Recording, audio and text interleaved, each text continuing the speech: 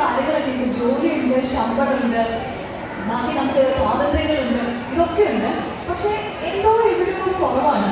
ആ കുറവ് ഈ ഒരു ബാലൻസിന്റെ കുറവായിരുന്നു. എന്തെന്നറിയോ, നമുക്ക് പൂർണ്ണമായിട്ടും സന്തോഷം കിട്ടാനുള്ള ഒരു കാര്യം നമ്മൾ ചെയ്യുന്നില്ല.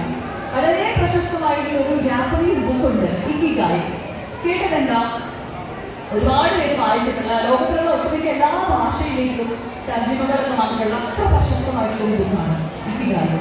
ദ റീസൺ ടു ലീവ്, നമ്മുടെ ജീവിക്കാനുള്ള ഒരു പർപ്പസ്, അതിനെ ഐഡന്റിഫൈ ചെയ്യുന്ന, അതിനെക്കുറിച്ച് അതിൻ്റെ പ്രാധാന്യത്തെക്കുറിച്ച് പറയുന്ന ഒരു പുസ്തകമാണ്. നമ്മൾ ജീവിച്ചിരിക്കുന്ന ഒരു കാരണം വേണ്ടേ? നമുക്ക് രാവിലെ എഴുന്നേൽക്കുമ്പോൾ ഞാൻ ഇന്ന് എഴുന്നേറ്റതിന് സന്തോഷം ഉണ്ടാക്കുന്ന എന്തെങ്കിലുമൊക്കെ കാരണങ്ങൾ വേണ്ടേ? അല്ലേ? നമ്മൾ കുറച്ച് പ്രായമായ ചില ആളുകളെ കാണുമ്പോൾ പറയില്ല, എൻ്റെ കടമകളൊക്കെ കഴിഞ്ഞ് ഇനി പ്രത്യേകിച്ചൊന്നും ചെയ്യാനില്ല, ഇനി വേറെക്കുള്ള വീട് നോക്കിയിരിക്കുകയാണ് എന്ന് പറയുന്നത് കേൾക്കാറില്ലേ? സോ നമുക്ക് പിന്നെ ലൈഫിൽ ഒരു പർപ്പസ് ഇല്ല എന്ന് തോന്നുന്നുണ്ട്. ഇന്നിപ്പോൾ പലരും പറയും ഞങ്ങൾക്ക് മിഡിൽ ഏജ് ക്രൈസിസ് ഉണ്ട്. ഇപ്പം കുറച്ചും കൂടെ മുന്നേറ്റമായിട്ട് 25 വയസ്സിലെ ജീവിതത്തിൽ ക്രൈസിസ്, ക്വാർട്ടർലി ക്രൈസിസ് എന്നൊക്കെ പറയുന്ന ക്രൈസിസ് കൂടെ കടന്നു പോകുന്ന ആളുകളാണുള്ളത്. അവർക്ക് ജീവിതത്തിൽ ഒരു പർപ്പസ് കണ്ടുപിടിക്കാൻ പറ്റുന്നില്ല. ഈ ഒരു ബുക്കിൽ പറയുന്ന ഏറ്റവും പ്രസക്തമായിട്ടുള്ള 4 പോയിന്റുകൾ എന്താണെന്ന് വെച്ചാൽ, നമ്മുടെ ജീവിതത്തിൽ ചെയ്യേണ്ട കാര്യങ്ങൾ.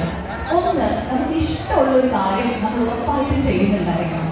നമുക്ക് ചെയ്യാൻ വളരെ ഇഷ്ടമുള്ള ഒരു കാര്യം നമ്മൾ നമ്മുടെ ലൈഫിൻ്റെ പാർട്ടായിട്ട് റെഗുലറായിട്ട് ചെയ്യുന്നുണ്ടായിരിക്കണം. പിന്നെ നമുക്ക് മിടുക്കുള്ള ഒരു കാര്യം നമ്മൾ ചെയ്യുന്നുണ്ടായിരിക്കണം. ഇത് തമ്മിലൊരു വ്യത്യാസമുണ്ട്. നമുക്ക് ചിലപ്പോൾ പാട്ട് പാടാൻ നല്ല ഇഷ്ടമായിരിക്കും, പക്ഷെ പാട്ടിന് നമുക്ക് ഒരു മിടുക്കുണ്ടാവില്ല. ഡാൻസ് കളിക്കാൻ നമുക്ക് നല്ല ഇഷ്ടമായിരിക്കും, പക്ഷെ അതിന് ചിലപ്പോൾ നമുക്ക് മിടുക്കുണ്ടാവില്ല. നമുക്ക് അത്ര ഇഷ്ടമൊന്നും അല്ലെങ്കിൽ പോലും നമുക്ക് മിടുക്കുള്ള ചില കാര്യങ്ങളുണ്ടായിരിക്കും. അല്ലേ? ടീച്ചേഴ്സിന് ചിലപ്പോൾ അറിയാം നിങ്ങൾ അടിപൊളി ടീച്ചറാണ് എന്ന് ചിലപ്പോൾ പലരും പറയുന്നുണ്ടായിരിക്കും. പക്ഷെ നിങ്ങൾക്ക് ചിലപ്പോൾ അങ്ങനെ ടീച്ചിങ്ങിനോട് വലിയ പാഷനൊന്നും ചിലപ്പോൾ ഉണ്ടായിട്ട് വരില്ല. അല്ലേ? ഒരു ജോലി സാധ്യത നോക്കി ചിലപ്പോൾ ടീച്ചിങ് ഓപ്റ്റ് ചെയ്തായിരിക്കും, പക്ഷെ നിങ്ങൾക്ക് അത് മിടുക്കുണ്ടായിരിക്കും. അതിന് പാഷൻ വേണമെന്ന് നിർബന്ധമില്ല. എന്നാൽ പാഷനോട് ചെയ്യുന്ന കാര്യങ്ങളുണ്ടാവും. അപ്പോൾ നമുക്ക് ഏറ്റവും ഇഷ്ടമുള്ള, ചെയ്യാൻ ഇഷ്ടമുള്ള ഒരു കാര്യം ചെയ്യാം.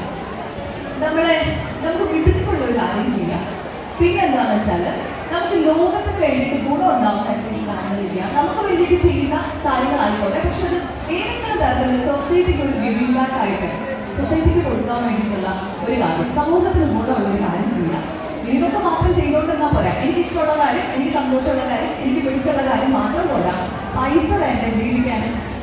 അപ്പം അതുകൊണ്ട് നമുക്ക് പൈസ ഉണ്ടാക്കാനുള്ള ഒരു മാർഗം അതെന്തായാലും നമ്മൾ കണ്ടുവച്ചിട്ടുണ്ടാകും. അപ്പം ഈ 4 കാര്യങ്ങൾ കംപ്ലീറ്റ് ചെയ്ത് വന്നു കഴിഞ്ഞാൽ, അല്ലെങ്കിൽ ഇതെല്ലാം കൂടെ ചേർന്ന് വരുന്നവർക്കാണ് നമ്മുടെ ജീവിതത്തിൽ ഒരു പർപ്പസ് ഉണ്ടാവുക എന്ന് പറയും.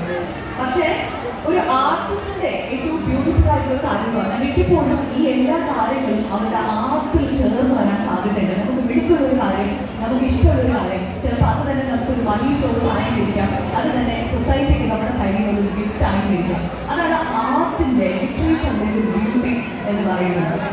നിങ്ങൾ വേറെ എന്തെങ്കിലും നിങ്ങളുടെ കരിയറിൽ എന്തായി തീർന്നാലും, നിങ്ങൾ ഫ്ലൈങ് കളേഴ്സോടെ പാസ് ഔട്ടായി ജീവിതത്തിൽ എവിടെയൊക്കെ എത്തിച്ചേർന്ന് കഴിഞ്ഞാൽ, ചില സമയത്ത് നിങ്ങൾക്ക് എൻ്റെ പർപ്പസ് എന്താണ്, ഞാൻ ആരാണ് എന്നൊക്കെ ഐഡന്റിഫൈ ചെയ്യുന്ന സമയത്ത് ഈ ഒരു ബാലൻസ് ഭയങ്കര ഇമ്പോർട്ടൻ്റ് ആയിരിക്കും. എനിക്ക് ഏറ്റവും പ്രിയപ്പെട്ട ഒന്നിനെ ഞാൻ എൻ്റെ സ്റ്റേജിൻ്റെ പിന്നിൽ എപ്പോഴോ ഉപേക്ഷിച്ചു പോയി. ആ ചെസ്റ്റുകൾ അയച്ചതോടെ ഞാൻ പറഞ്ഞിട്ട് വന്നു, എൻ്റെ പിന്നീട് തോന്നേണ്ടി വരരുത്. ഇന്നിപ്പോൾ ഇവിടെയുള്ള നിങ്ങളുടെ ആ കൊച്ചുകുട്ടികളുടെ ഉള്ളിൽ ആ ഒരു റിഫ്ലക്ഷൻ ഉണ്ടല്ലോ, അത് എല്ലാ ആളുകളും നിങ്ങളുടെ കൂടെ കൂട്ടുക. എത്ര തിരക്കുള്ള ജീവിതത്തിലാണെങ്കിലും ബാലൻസ് ചെയ്യാൻ, നിങ്ങളുടെ സ്ട്രെസ് കുറയ്ക്കാൻ, നിങ്ങൾക്ക് മൈൻഡ്ഫുൾ ആയിരിക്കാൻ ആർട്ട് നിങ്ങളെ ഹെൽപ്പ് ചെയ്യും. അതിനുള്ള ഓർമ്മപ്പെടുത്തലുകളാണ് ഓരോ കലോത്സവങ്ങളും. അതുകൊണ്ട് തന്നെ നിങ്ങളുടെ കലോത്സവ വേദിയുടെ ഭാഗമായിട്ട് നിങ്ങളോട് ഇങ്ങനെ കുറച്ച് ചിന്തകൾ ഷെയർ ചെയ്യാൻ പറ്റിയതിൽ ഒരുപാട് സന്തോഷമുണ്ട്. അപ്പോൾ വിജയങ്ങൾ പോലെ തന്നെ തോൽവികളും സെലിബ്രേറ്റ് ചെയ്യാം. അതിൻ്റെ എഫേർട്സ് ആഘോഷിക്കപ്പെടുന്ന വേദികളായിട്ട് മാറട്ടെ. എല്ലാ കുഞ്ഞു മക്കൾക്കും ആശംസകൾ.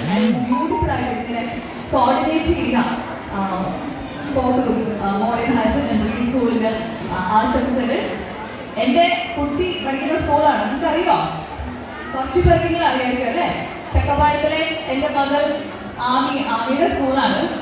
അപ്പം അതുകൊണ്ട് ആമി വിളിച്ചപ്പോഴും വലിയ സന്തോഷമായിരുന്നു ഇങ്ങോട്ടേക്ക് വരാൻ. ആമിയുടെ കൂട്ടുകാരെ കണ്ടതും സന്തോഷമുണ്ട്. അപ്പോൾ ഒരിക്കൽ കൂടി എല്ലാവർക്കും ആശംസകൾ. നന്ദി.